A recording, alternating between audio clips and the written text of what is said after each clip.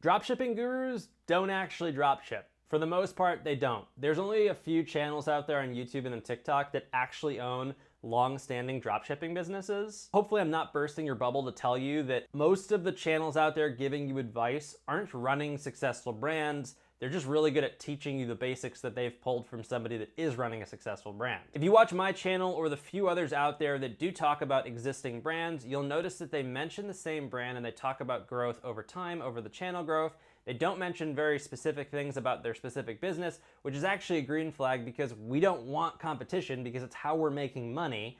We'll give you the roadmap to do it on your own in a different industry, but we don't want competition. And look, I just want to let you guys know how to tell if someone is real or not real and how to find the red flags in the overall content someone's producing. Because I talked about this in another video. People were asking me, how do you review people? And I'll just give you a quick roadmap because it's actually not that hard.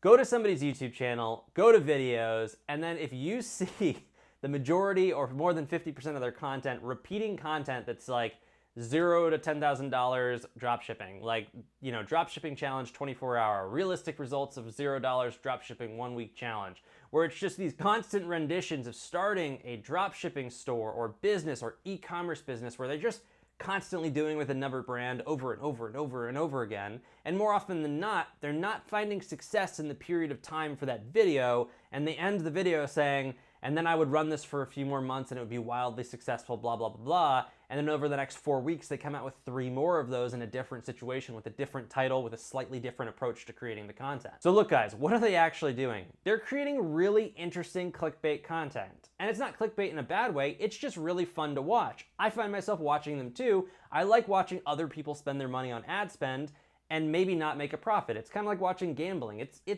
at some level interesting. There's also information to be gained from it, so it's not necessarily bad. You're looking at what failure and success looks like in real time following someone doing it. It's also setting very real expectations for you. But the reality is on the back end, the creator's doing a few things. They're constantly testing products so that when a product hits, it hits, and they can test lots of different products. They have to put less time into the product research portion of it and the market research portion because they're constantly innovating through products, and that's the hardest part. So it lowers the barrier of entry for them into the industry and finding the right type of product. It's also a massive write-off. So if they're making money through the education, through AdSense, sponsorships, all those things, all the money that they're spending that's either breaking even, becoming negative, or slightly positive is then a write-off to their income, so it is also helping them in the long run with the lottery chance of hitting the winner on a product and it doing really well. All the failures become a cost write-off. So what does this all mean? There's a level of the person that is trying to be the expert isn't really iterating through success. If somebody is an expert, they should be able to find some success at some level of iteration where it's repeatable. Now, it doesn't have to be every time. It doesn't even have to be 50% of the time. It doesn't have to be 10% of the time, because the reality is 1 in 9 businesses, I think it's changed from 7, 1 in 9 businesses succeed, 8 fail. And even successful entrepreneurs need to have like many failed businesses in their lives. I've had many failed businesses. They just don't work out. Something happens, it just doesn't work out, and I have to go to the next one. Some entrepreneurs are as stubborn as I am, where I kept failing in the same industry and kept doing it until I succeeded because I kept failing, realizing what went wrong and reiterating and fixing it and starting a new business and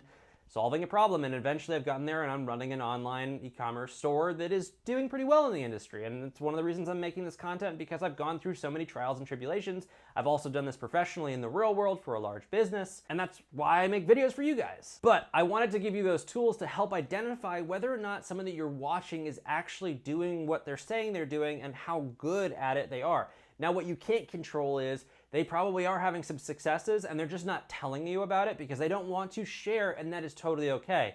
But if that's the only content they're producing and they're constantly peddling, then I would do this, then I would do that, and not actually showing it through the journey, but showing the process of spending some money, just enough to be within the budget of a video where it makes them back money, there's something to be said there. So it's just a red flag. It doesn't necessarily mean they're bad or they're bad at what they're doing, and I'm not trying to call anyone out. I'm just saying it's a tool for you to think about the content that you're consuming and kind of reevaluating the gurus. Now, I did promise with you guys in the last guru type video that I would review some channels. I for sure have some channels coming up that are dropshipping related, Shopify related, even just like personal finance related, where I'm gonna do some reviewing. Like I want to make a video reviewing the Meet Kevin channel himself, his brand, everything there, because I think it's had a pretty wild change recently, and I really want to talk about it.